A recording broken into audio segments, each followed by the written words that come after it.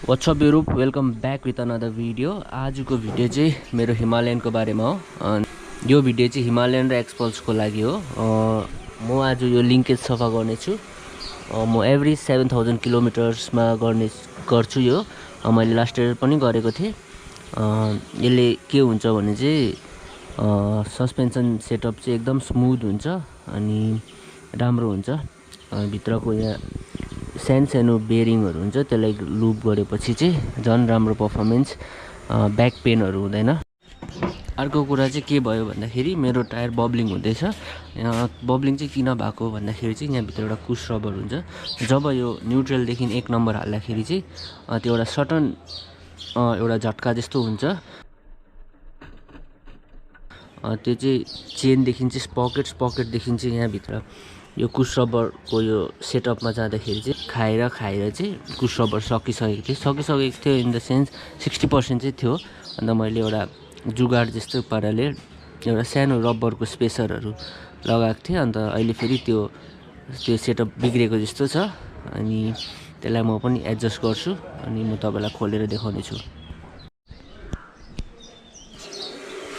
मैले खोलिसकेको छु। बाइक चाहिँ एकदमै मैला छ। यहाँभित्र चाहिँ मैले त्यो कुस रबरको स्पेसर हालेको थिएँ जुगाडको लागि। कस्तो यसले चाहिँ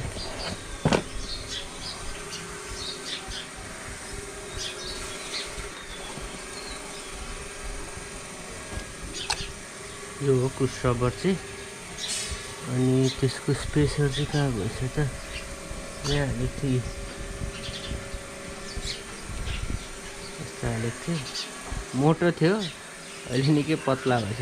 त्यही कारण चाहिँ मेरो अहिले टायर हल्का बब्लिङ भएको रहेछ। यस्तै चाहिँ मैले वरिपरि हालेको छु, देखाउने छु।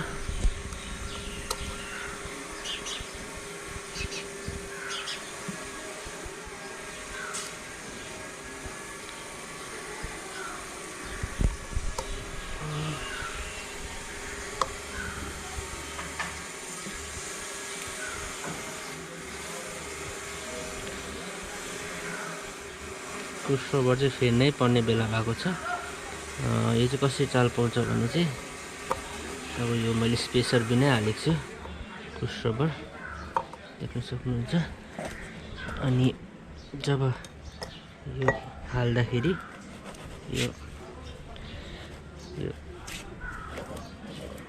यो प्ले हुँदैछ, पनि हल्का प्ले हुँदैछ। चेन्ज गर्ने बेला यो चाहिँ खप्पै पसेपछि चाहिँ हल्लिनु हुँदैन। यो एजुकेसन चाहिँ यहाँ कम्ती हल्लिँदैछ,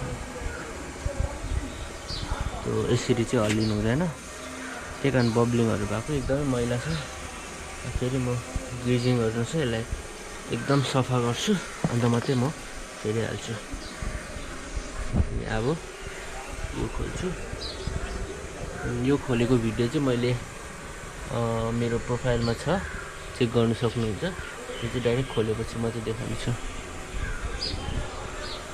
लिइसकेको छु। लिङ्केज एकदम ख्या परेको छ है। यसलाई म सफा गर्छु। अन्त यो चाहिँ स्विङ आर्मसँग कनेक्ट हुन्छ, लिङ्केज र स्विङ आर्म सस्पेन्सनको लागि। सस्पेन्सन चाहिँ एकदमै ख्या परेको छ मेरो। यसलाई पनि क्लिन गर्छु। अनि यहाँ पनि देख्न सक्नुहुन्छ ख्या परेको छ, सो सफा गर्छु। यसलाई हेरौँ यसको बेरिङहरू ठिक छ कि छैन। मैले 7000 किलोमिटर्समा क्लिन गरेको थिएँ लास्ट टाइम। अहिले ग्रिज त छ। यो चाहिँ अब ग्रिज त निकै एमाउन्टमा छ, मैले मजाले नै दिएको थिएँ।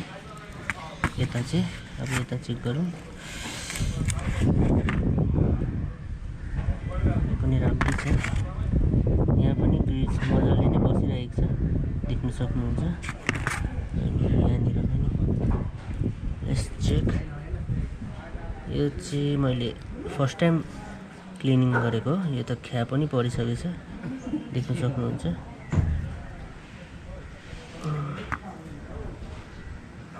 यहाँ यो लास्ट टाइम मैले यो क्लिनिङ गरेँ, त्यही कारण चाहिँ अहिलेसम्म ग्रिज छ। देख्न सक्नुहुन्छ क्यामेरामा वेट छ। यहाँ चाहिँ एकदमै ड्राई छ, हेर्न सक्नुहुन्छ।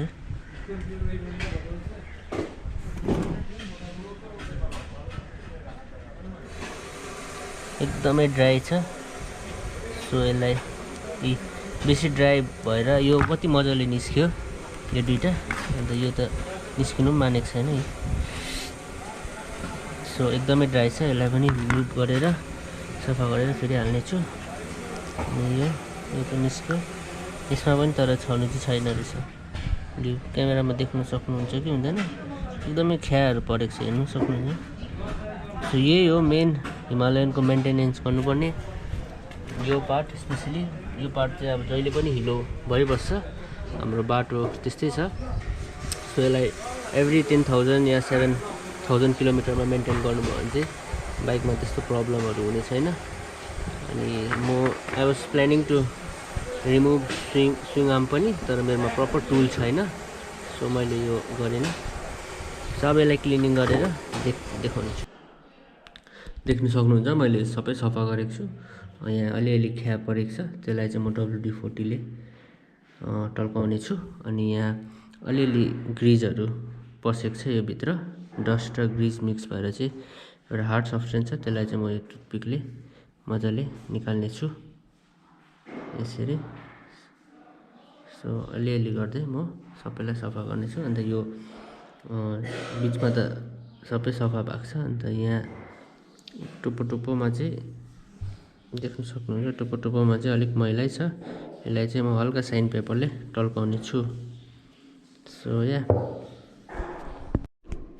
यो बेयरिङ भत्केको छ भने चाहिँ कसरी चाल पाउँछ भने यसरी हात हालेर घुमाउनु सक्नुहुन्छ।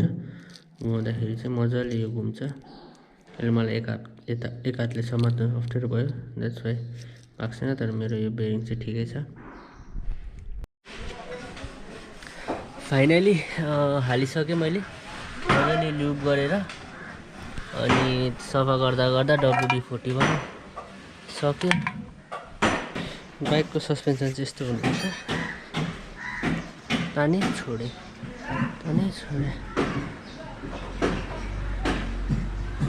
यसरी।